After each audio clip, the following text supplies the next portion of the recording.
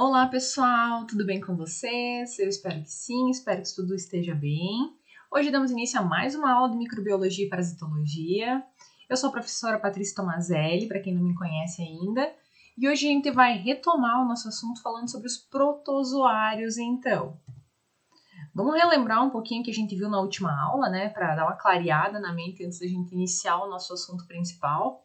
Mas a gente viu um pouquinho sobre os helmintos, que são os vermes que habitam o nosso organismo, os neomintos, lombriga, o bicho geográfico, né, o chiúrio, né, os platemitos também, a solitária, falamos um pouquinho dela também. E hoje, então, o nosso foco muda, a gente sai da parte dos vermes e vai para os protozoários, perfeito? Então, a gente já viu até agora, né, os helmintos, os nemalteomintos, platelmintos, né, os cestódios, trematódios. A gente vai ver agora os protozoários e na próxima aula a gente vai para os artrópodes e os moluscos também, perfeito? Então, os protozoários, né, gente? São eucariontes, eles possuem membrana celular, então. Eles podem ser tanto heterotrófos ou autotrófos, são assexuados, e eles podem ser parasitas ou ter vida livre, né? Na água, na matéria em decomposição. E eles são classificados de acordo com a sua forma de locomoção, tá? Para vocês entenderem um pouquinho melhor. Essa classificação, eles podem ser tanto ciliados, que o que quer dizer? Que eles vão se locomover pelo batimento dos pequenos cílios que eles têm em seu entorno, né? Então aqui a gente vê um protozoário e em volta a gente vê que ele é ciliado, ele é cheio de cílios, como se fosse o cílio do nosso olho, tá? E aqui a gente tem o do tipo flagelado, que o que quer dizer? Ele vai se locomover pelos flagelos por meio de uma natação. Então aqui ele tem os flagelos dele, os flagelos se movimentam também e ele consegue se locomover. Então a gente tem os protozoários ciliados e os flagelados que a gente conseguiu ver até aqui. A gente tem os risópodos, tá? Que eles vão se rastejar por um movimento ameboide, através de pseudópodes, tá? Que eles vão mudando o formato do corpo. Então é desse jeito que a gente fala em ameba, né? Pensa aquelas gelecas que a gente tem, se a gente jogar elas, elas se movimentam de um jeito meio estranho, né? Então, esses são os risópodos, tá? Eles fazem isso. E a gente tem os do tipo esporozoário, tá? Que eles não são capazes de se movimentar, mas eles vão se disseminar a partir da produção dos esporos deles, que vão se disseminar como? Pela água, pelo ar, né? Ou por meio dos vetores, então. Então, esses são os tipos de protozoários que a gente tem, tá? Aqui a gente tem os risópodos e os esporozoários, então, que é desse jeitinho.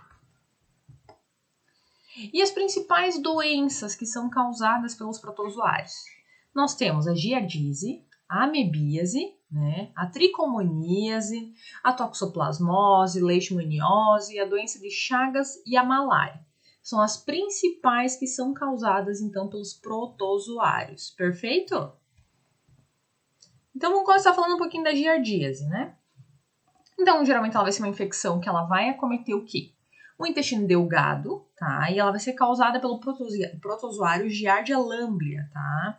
Essa infecção ela vai acontecer como? Quando a pessoa ingerir cistos desse protozoário, que vai ser a forma que o parasita ele vai adquirir para resistir às condições ambientais que são desfavoráveis até ele conseguir se hospedar em algum hospedeiro, né? Que vai estar presentes em alimentos contaminados, que sejam por fezes, né? Ou em alguma água sem tratamento. Então, essa é a giardíase, tá? É um protozoário. Então, eu vou dar um conceitinho para vocês entenderem, relembrarem em algum momento de trofozóito, tá? O que é isso? É quando está no estágio adulto ou na forma ativa do protozoário, que ele vai ser capaz do quê? De se alimentar, de se movimentar, de se reproduzir, né? E a forma ativa do protozoário, que é encontrada em certos tipos de esporozoários, é causadora da malária. Então, quando eu falar em trofozóito, eu estou falando no estágio adulto ou na forma livre, na forma ativa desse protozoário, tá? Que vai ter alguns conceitos que vai estar falando em trofozóito agora em diante, e para clarear um pouquinho a cabeça de vocês, vocês conseguirem entender um pouquinho mais fácil, tá? Então aqui, voltando a falar da giardia, eu vou fazer a ingestão dos cistos dormentes, tá? Aí o trofozóito, ele vai emergir do cisto que está ativo para se alimentar e se replicar, né? Ingerir. Aí ele vai se reproduzir assexuadamente, né, por fisão binária. Apenas 1/3 das pessoas infectadas vão ter sintomas. Então, tanto os cistos quanto os trofozoitos são encontrados nas fezes, geralmente. E apenas os cistos são capazes de sobreviver fora do corpo do hospedeiro. Aí o cisto da Giardia, ele pode sobreviver por semanas ou meses até, gente, na água gelada, tá? Então, se tiver em qualquer fonte de água que esteja fresquinha, não esteja quente, esse cisto ele pode sobreviver, tá? E quais são os sintomas da giardíase? Então, vai ser náusea, flatulência, né? Dor abdominal, fezes mais volumosas e com mau cheiro, diarreia por si só, né? Esses são os principais sintomas da giardíase. Perda de peso, porque a pessoa não vai estar conseguindo absorver os nutrientes necessários. Essa disseminação também. Por que ela acontece da giardia? Pela má condição de higiene do local, do ambiente, né? Então pode haver essa disseminação de giardia. E qual vai ser o tratamento? Vai ser o uso de antiparasitários, né? Albendazol é um dos exemplos que é o mais comercializado nas farmácias atualmente. Então, a giardíase vai acometer o paciente deste modo e ela vai causar estes sintomas, vai levar até a perca de peso e a disseminação tem relação com as condições de higiene do ambiente, geralmente, tá? Aí, falando em protozoários e problemas causados por protozoários ainda, a gente chega na amebíase, tá? Então, geralmente, ela vai ser causada por protozoário entamoeba histolítica, tem uns nomes difíceis, né? E os cistos eles podem ser ingeridos tanto por meio de água, de alimentos contaminados, ou até mesmo pelo contato das pessoas contaminadas. E os principais sintomas da amebíase, por sua vez, né, também dor abdominal, cólica, o abdômen vai estar super sensível ao toque, pode ter forte diarreia, presença de sangue, muco nas fezes, né? A pessoa vai ter perda de peso, febre. Então, quando a gente pensa no protozoário por si só, né, gente, ele geralmente vai levar a sintomas gástricos, né, gastrointestinais. Geralmente é dor abdominal, diarreia, perca de peso, porque a gente está falando de um protozoário, tá? Ele não é algo bom para o nosso organismo, né? Ele é algo ruim que a gente tem que eliminar, tá? Então, ele também pode ser chamado de disenteria amébica, quando eu falo da amebíase, né? Então, ela vai ser uma infecção causada por um parasita que vai estar se alojando lá no cólon do nosso paciente. Então, não é sério, a gente não tratar isso e não reverter. E, geralmente, ela vai ser mais comum em ambientes que tem pouco saneamento básico, né? Condições de higiene precárias, né? Não tem tratamento de esgoto adequado. Geralmente é em locais que a pessoa está exposta a situações mais severas, assim, né? Não que não vá acontecer em outros ambientes, mas geralmente pessoas que vivem em ambientes com situação de higiene mais precária têm tendência a desenvolver amebíase, ok? Então, as entomoebas, que a gente chama, né, elas podem viver de maneira comensal no nosso organismo. Entretanto, quando o equilíbrio é rompido, os trofozoitos, novamente, eles vão invadir a mucosa intestinal e vão formar as úlceras por sua vez. E aí vai ter diarreia mucossanguinolenta, desidratação, né? E aí elas podem acontecer o quê? Migrar para a parte extraintestinal, para fora do intestino, né? E aí vai levar a amebíase extraintestinal, tá? Então vai ser uma forma, elas vão se multiplicar, geralmente, né? Que nem aqui nessa imagem, que essas formas vegetativas elas vão estar se multiplicando, lesionando os vasos sanguíneos intestinais. E aí ela vai estar sendo eliminada, né? E vai acabar levando uma infecção muito séria, um problema muito sério, tá? Outro problema que a gente tem relacionado a protozoários, a tricomoníase, tá? Então, o protozoário é chamado de Trichomonas vaginalis e também é apenas na forma trofozoítica, tá? Que vem de trofozoide. Ela vai habitar o trato geniturinário humano e é um parasita obrigatório. Então, ela é considerada uma DST, tá? Então, o Trichomonas vaginalis, ele pode viver até uma semana no prepúcio do homem e o homem, ele é o vetor da doença. Então, por isso, pessoal, prevenção, uso de preservativo, ok? Essa é a maior e melhor prevenção para qualquer doença, seja protozoária, o que for, tá? O que for. Então, o uso de preservativo. Então, aqui a gente tem um exemplo, né? Acontece a relação sexual, a forma infectante, né? Então, a forma diagnóstica é quando a gente tem trofozoides em secreções vaginais, prostática ou na urina.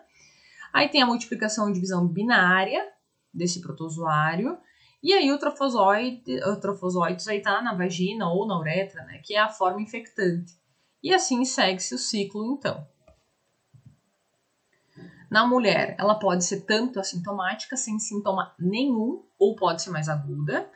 Né? Quando eu falo em aguda, eu estou falando o quê? Na vaginite, encorrimento vaginal, de cor um amarelo esverdeado, ele é muito fétido, então ele tem um odor característico, ele tem uma coloração característica, né? E aquele corrimento estranho que a mulher apresenta. Ela pode ter muita coceira, dor baixo ventre, que muitas vezes a pessoa pensa, pode ser uma cândida, né? Mas uma cândida não vai ter cor amarela esverdeado e nem vai ser tão fétida desse jeito, né? Vai ter dor a urinar, vai ter dor quando for manter relação sexual, vai ter aumento da frequência miccional, né? Então, esse é o quadro na mulher. E no homem, geralmente é assintomático, ou vai ter uma uretrite, tá? Com fluxo leitoso, purulento, né? Aspecto de pus mesmo e coceira. E como eu falei, novamente, frisando, batendo na mesma tecla, porque sempre é mega importante o uso de preservativo, tá, pessoal? É o único modo da gente conseguir prevenir a tricomoníase. Outro problema gerado por protozoários que a gente tem, então, nós temos a toxoplasmose, tá? Então, o que é a toxoplasmose? A toxoplasmose, ela vai ser uma infecção, que ela é causada por um protozoário, que ele é conhecido por Toxoplasma gondii. Geralmente, né, a gente lembra lá da 8ª série, em biologia, que a gente estudou em algum momento um pouquinho sobre a toxoplasmose. E ele vai ser encontrado aonde? Nas fezes dos gatos e outros felinos, né? Que pode estar se hospedando em humanos e outros animais por sua vez. Então, como vai ser causada, né? Quando eu vou estar ingerindo a água ou o alimento que está contaminado, e ela é considerada uma zoonose, tá? Que é uma doença que é transmitida por animais por sua vez. E ela é comum no mundo todo, tá? A gente não está livre dessa doença. Tanto que a gente tem os exames para fazer, para ver se a gente teve contato com a toxoplasmose alguma vez na vida ou não. E, geralmente, gestantes fazem esse tipo de exame para ver se teve contato com a toxoplasmose. E é muito importante a gente atentar a alguns cuidados, tá? E quais são os sintomas da toxoplasmose? Então, eles podem variar muito. E eles têm relação com o estágio da infecção, né? Se está no estágio agudo, crônico. Então, geralmente, os sintomas eles vão ser leves, né? É similar a uma gripe, uma dengue ou algo do tipo. E pode incluir o quê? Dor muscular, alteração dos gânglios linfáticos, né? É um desconforto, é uma sensação de cansaço que essa pessoa apresenta. Agora, pessoas com baixa imunidade, né? Podem estar apresentando sintomas mais graves, onde vai ter febre, dor de cabeça, confusão mental, falta de coordenação e compulsão também, tá? Na gestante. Por que é importante a mulher gestante ficar realizando esse exame? Geralmente é feito a cada virada de trimestre, tá? Por quê? Pode levar ao abortamento ou o nascimento da criança com icterícia, macrocefalia, microcefalia e crises convulsivas também. E nos recém-nascidos, né, que aí vai ser a toxoplasmose congênita, cerca de 85% dos casos não vai ter sinal clínico evidente logo que nasce, mas, no entanto, essa criança ela pode indicar alguma alteração, por exemplo, restrição de crescimento intraútero, né? Ser prematuro, né? Ter alguma anormalidade visual, neurológica, algum problema de visão por conta disso.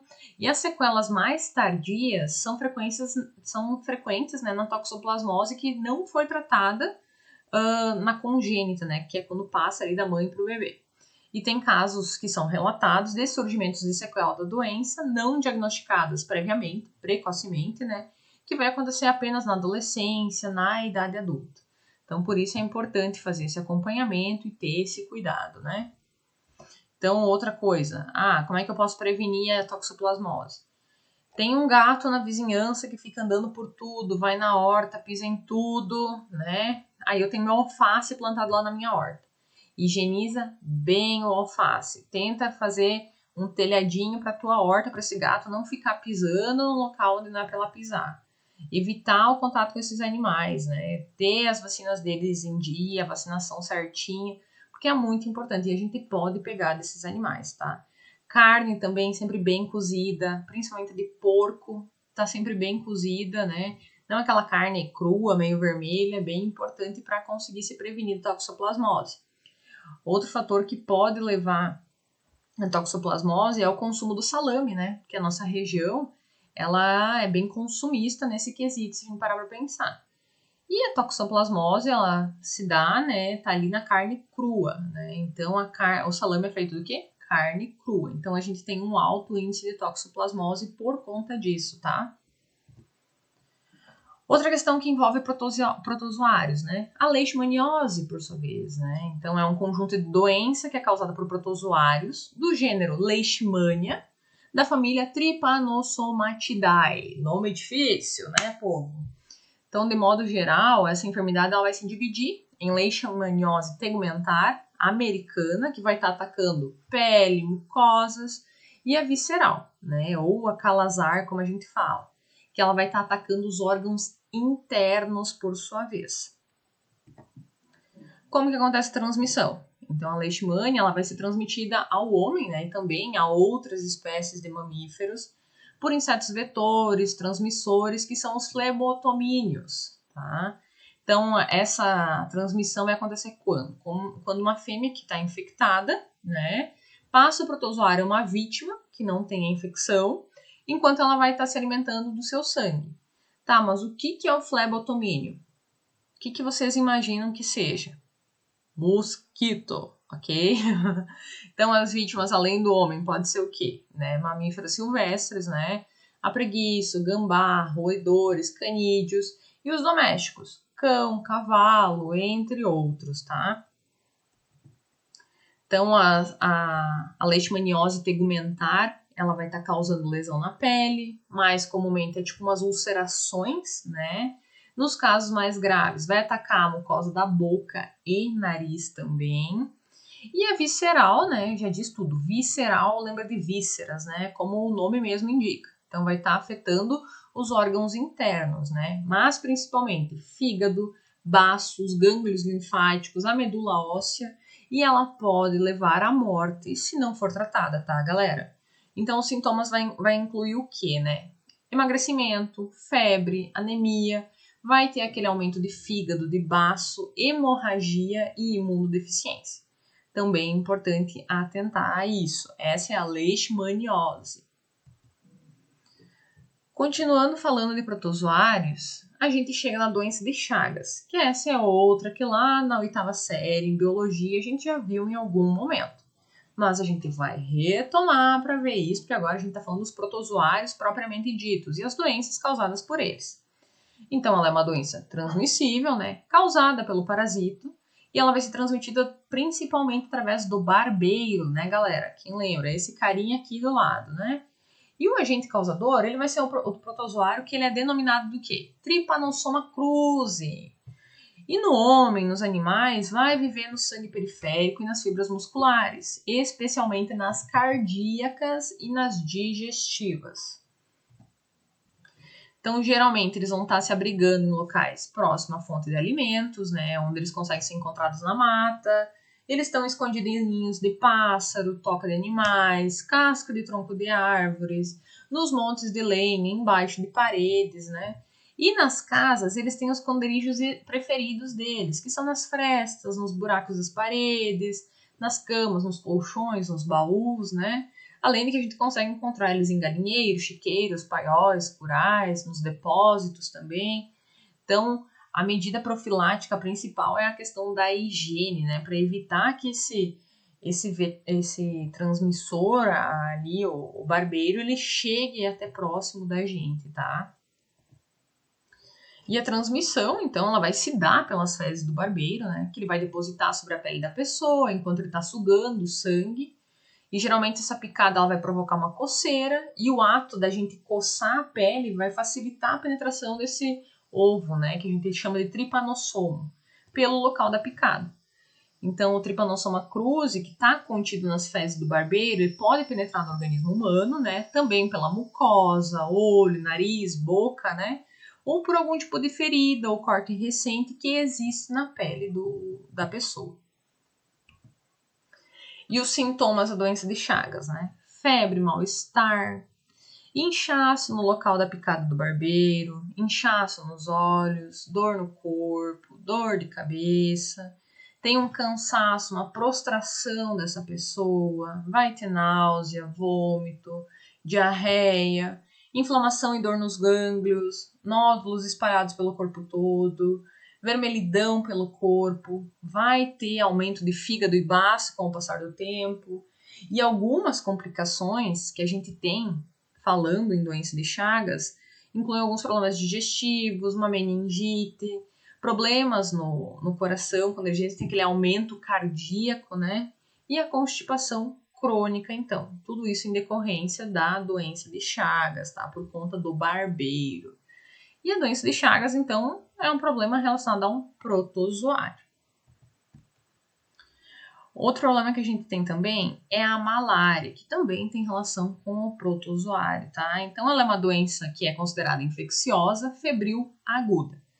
E ela vai ser transmitida pelo protozoário da fêmea, que é infectada do mosquito Anopheles, tá?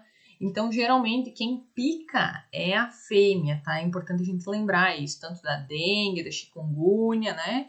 E toda e qualquer pessoa pode estar contraindo a tal da malária, por sua vez. Então, tem estudos que dizem que pessoas que tiveram vários episódios de malária, elas podem atingir um estado de imunidade parcial, né? E eles apresentam poucos ou quase nenhum sintoma se contaminar novamente. No Brasil, a maioria dos casos de malária geralmente está onde? Na Amazônia, né? Acre, Amapá, Amazonas, Maranhão, lá no Mato Grosso, no Pará, na Rondônia, Roraima, Tocantins. Então, quando que acontece aparecer um caso de malária aqui na nossa região? Alguém que veio de fora, tá? No hospital a gente pegava muito caminhoneiro que tinha ido fazer viagem e começou a passar mal e quando viu era malária, né? Então, aqui na região sul do país é mais difícil a gente ter, tá? Esse tipo de protozoário aqui. E os sintomas da malária? Febre alta, calafrio, tremor, sudorese, muita sudorese e dor de cabeça que pode estar acontecendo de forma cíclica, né? Que vai e volta, vai e volta. Certo, pessoal? Então, hoje nós tínhamos a nossa aula de número 6, tá? Qualquer dúvida, eu estou à disposição, vocês podem estar entrando em contato. O que eu tinha para falar sobre os protozoários por hoje era isso. A gente frisou o que é o protozoário, os tipos que a gente tem, as doenças que eles causam, as principais, né? Então, protozoário nunca vai ser bom para o nosso organismo, tá? A gente tem que esquecer eles da nossa vida. Qualquer dúvida, só me contatar, assim que eu tiver um tempinho eu respondo vocês. E a nossa próxima aula, e última inclusive, vai ser sobre os artrópodos e os moluscos, tá? A gente também vai entender o que eles são, como é que funciona e as principais doenças que eles causam, tá? Desejo a todos uma boa semana, agradeço quem me acompanhou até aqui e até nosso próximo encontro, pessoal. Tchau, tchau!